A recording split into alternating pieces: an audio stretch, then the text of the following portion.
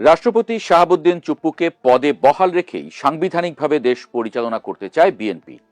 বিএনপির শীর্ষ নেতা তারেক রহমান চান দেশে সাংবিধানিক ধারাবাহিকতা বজায় থাকুক, কোনো অবৈধ উপায়ে যেন রাষ্ট্রপতিকে অপসারণ করা না হয়। রাষ্ট্রপতিকে সরিয়ে সাংবিধানিক সংকট সৃষ্টি করতে চেয়েছিল অন্তর্বর্তীকালীন সরকার। প্রধানমন্ত্রী নেই, সংসদ নেই, স্পিকার নেই, রাষ্ট্রপতিও না থাকলে পুরোপুরি সাংবিধানিক শূন্যতা তৈরি হতে পারে, এমন ঘোলা জলে মাছ শিকার করতে চেয়েছেন অনেকেই। এই পরিস্থিতি থেকে দেশকে রক্ষা করেছে বিএনপি। প্রধানত তারেক রহমানের আপোষহীন অবস্থানের কারণেই সাংবিধানিক সংকট থেকে বেঁচে গেছে বাংলাদেশ। অভিযোগ আছে, রাষ্ট্রপতির প্রতি অবজ্ঞা দেখাতে গিয়ে ডক্টর ইউনূস সরকার সংবিধানও লঙ্ঘন করেছেন।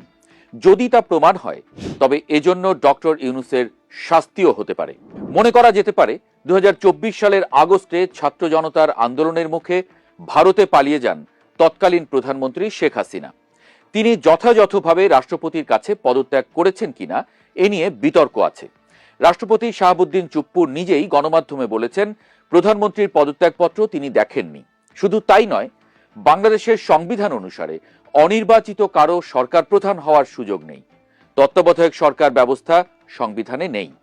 যদিও আদালত সংবিধানে নির্বাচনকালীন তত্ত্বাবধায়ক সরকার ফিরিয়ে আনার জন্য রায় দিয়েছে, তবে সেই সরকার মাত্র 3 মাসের জন্য।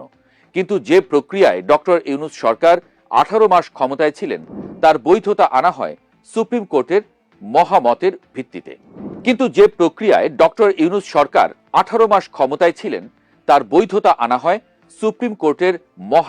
ভিত্তিতে। উদ্ভূত জরুরি পরিস্থিতিতে সংবিধানের 106 অনুচ্ছেদ অনুযায়ী রাষ্ট্রপতিকে অন্তর্বর্তীকালীন সরকার গঠনের পক্ষে মতামত দেন। আদালতের মতামত অনুসারে এই সরকার গঠনে মুখ্য ভূমিকা পালন করেন রাষ্ট্রপতি শাহাবুদ্দিন চুপ্পু। কিন্তু এই চুপ্পুকেই সরিয়ে দেওয়ার উদ্যোগ নেয় ইউনূস সরকার। রাষ্ট্রপতির উপর টানা অসাংবিধানিক চাপ এবং অপসারণের চেষ্টা চলে।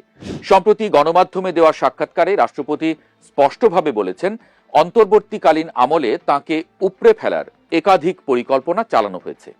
এগুলো ছিল রাজনৈতিক দল ও ছাত্র জনতার কিছু অংশের চাপে অপসারণের উদ্যোগ, অন্তর্বর্তীকালীন সরকারের ভেতর থেকে সরাসরি চক্রান্ত এবং একজন সাবেক প্রধান বিচারপতিকে অসাংবিধানিকভাবে রাষ্ট্রপতির পদে বসানোর পরিকল্পনা, যা সেই বিচারপতি নিজে প্রত্যাখ্যান করেন।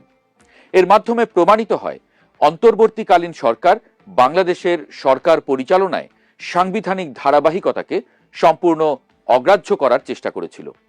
রাষ্ট্রপতি যদি অপসারিত হতেন তাহলে একটা সাংবিধানিক শূন্যতা সৃষ্টি হতো, যা দেশকে আরো গভীর অস্থিরতার দিকে নিয়ে যেত। যে কেউ যে কোনো ঘটনা ঘটিয়ে দিলে তার কোনো জবাবদিহিতা থাকতো না। এই পরিস্থিতিতে সুযোগ নিতে পারত জঙ্গি বা রাষ্ট্রবিরোধী কোনো গোষ্ঠী। তবে রাষ্ট্রপতির দৃঢ়তা এবং বিএনপির স্পষ্ট অবস্থান এই পরিকল্পনাকে ব্যর্থ করে দিয়েছে। রাষ্ট্রপতি অভিযোগ করেছেন ডক্টর ইউনূস সরকার বঙ্গভবনকে প্রায় অকার্যকর প্রতিষ্ঠানে পরিণত করে। রাষ্ট্রপতির প্রেস উইং সম্পূর্ণ প্রত্যাহার করে নেওয়া হয়েছে। প্রেস সেক্রেটারি, ডেপুটি অ্যাসিস্ট্যান্ট সবাইকে সরিয়ে দেওয়া হয়েছে। কসোভো এবং কাতারে রাষ্ট্রপতির 2টি বিদেশ সফর আটকে দেওয়া হয়েছে। বিদেশি মিশন থেকে রাষ্ট্রপতির ছবি রাতারাতি নামিয়ে দেওয়া হয়েছে। জাতীয় দিবসের ক্রোড়পত্রে রাষ্ট্রপতির বাণী প্রকাশ বন্ধ করে দেওয়া হয়েছে। প্রধান উপদেষ্টা ডক্টর ইউনূস একবারও বঙ্গভবনে আসেননি, বিদেশ সফরের রিপোর্ট দেননি। এর মধ্যে শেষের অভিযোগটি সরাসরি সংবিধান লঙ্ঘন, কারণ সংবিধানের 145-এর ক অনুসারে বিদেশের সহিত সম্পাদিত সকল চুক্তি রাষ্ট্রপতির নিকট পেশ করা হইবে। কিন্তু রাষ্ট্রপতি শাহাবুদ্দিন চুপ্পু অভিযোগ করেছেন সরকার প্রধান বিদেশ থেকে ফেরার পরে রাষ্ট্রপতির কাছে রিপোর্ট করা প্রধান উপদেষ্টার দায়িত্ব। কিন্তু রাষ্ট্রপতি শাহাবুদ্দিন চুপ্পু অভিযোগ করেছেন সরকার প্রধান হিসেবে ডক্টর মোহাম্মদ ইউনূসের বিদেশ থেকে ফেরার পরে রাষ্ট্রপতির কাছে রিপোর্ট করা দায়িত্ব। কিন্তু 15 থেকে 20 বার বিদেশে গিয়েও একবারও রাষ্ট্রপতির সাথে দেখা করতে আসেননি ডক্টর ইউনূস। কোনো চুক্তির বিষয়েও তাকে জানানো হয়নি। এটা গুরুতর অভিযোগ, সংবিধান লঙ্ঘনের শামিল।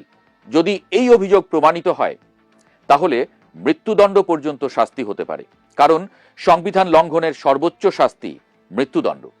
ভেবে দেখুন, সংবিধান লঙ্ঘন জেনেও এই পদক্ষেপগুলো কেন নেওয়া হয়েছিল। এগুলো কোনো সাধারণ প্রশাসনিক সিদ্ধান্ত নয়, এটা ছিল রাষ্ট্রপতির প্রতিষ্ঠানকে দৃশ্যমানভাবে অদৃশ্য করে দেওয়ার পরিকল্পিত প্রচেষ্টা। অন্তর্বর্তীকালীন সরকার চেয়েছিল রাষ্ট্রপতিকে নামমাত্র একটা পদে পরিণত করতে, যাতে তার কোনো দৃশ্যমানতা বা গুরুত্ব না থাকে। এর ফলে কোনো কারণে রাষ্ট্রপতিকে সরিয়ে দেয়া হলেও সমাজে তার কোনো প্রভাব পড়বে না, এমনটাই ভেবেছিল তারা। কিন্তু সরকার ভুলে গিয়েছিল এই সরকার প্রতিষ্ঠিত হয়েছে রাষ্ট্রপতির উদ্যোগে। রাষ্ট্রপতি আইন মন্ত্রণালয়ের মাধ্যমে আদালতের ভেটিং আনার পরই সরকার গঠিত হয়। এই কারণে রাষ্ট্রপতিকে অপসারণের উদ্যোগের বিরুদ্ধে কঠোর অবস্থান নেয় বিএনপি। বিএনপির শীর্ষ নেতৃত্ব অর্থাৎ দলের চেয়ারম্যান তারেক রহমান তার পাশে ছিলেন। বিএনপি এবং তার জোটে থাকা দলগুলো চেয়েছিল কোনো তৃতীয় শক্তি যেন সুযোগ নিতে না পারে। রাষ্ট্রপতির এই বক্তব্য বিএনপির জন্য একটা বড় রাজনৈতিক পয়েন্ট। রাষ্ট্রপতির মুখ থেকে এসেছে সবচেয়ে কঠিন সময়ে বিএনপি সাংবিধানিক মূল্যবোধ রক্ষা করেছে, যেখানে অন্তর্বর্তীকালীন সরকার তা ভঙ্গ করতে চেয়েছিল। মনে রাখা দরকার, বিএনপি সবসময় সাংবিধানিক ধারাবাহিকতা বজায় রাখার পক্ষে। বিএনপির প্রয়াত চেয়ারপারসন বেগম খালেদা জিয়া 3 বার প্রধানমন্ত্রী ছিলেন। তিনিই বাংলাদেশের একমাত্র শাসক যিনি কখনো জরুরি অবস্থা জারি করেননি।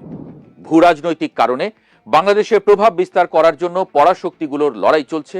বাংলাদেশে একটা নিজেদের আজ্ঞাবহ সরকারও বসাতে চায় কেউ কেউ।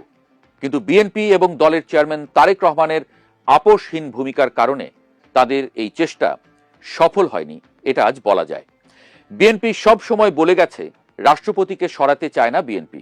শাহাবুদ্দিন চুপ্পুকে রাষ্ট্রপতি পদে বহাল রেখেই সাংবিধানিকভাবে দেশ পরিচালনা করতে চায় দলটি। অন্তর্বর্তীকালীন সরকারের কর্মকাণ্ডে বিব্রত রাষ্ট্রপতি নিজেই রয়টার্সকে দেওয়া সাক্ষাৎকারে বলেছিলেন নির্বাচনের পরে আর পদে থাকতে চান না তিনি। তবে সেই সময়ে রাষ্ট্রপতির পাশে থাকা বিএনপি এখন ক্ষমতায়। তারেক রহমান এখন প্রধানমন্ত্রী। সে সময় যারা রাষ্ট্রপতিকে সমর্থন দিয়ে গেছেন তারাই এখন ক্ষমতায়। এই অবস্থায় রাষ্ট্রপতির পদত্যাগ করার কোনো কারণ নেই। আর বিএনপির শীর্ষ নেতা প্রধানমন্ত্রী তারেক রহমানও চান দেশে সাংবিধানিক ধারাবাহিকতা বজায় থাকুক। কোনো বিতর্কিত উপায়ে রাষ্ট্রপতিকে অপসারণ করতে চাইবেন না নিশ্চয়ই তিনি। ফলে বলা যায় সম্ভবত আরো 2 বছর বঙ্গভবনে থাকছেন রাষ্ট্রপতি মোহাম্মদ শাহাবুদ্দিন।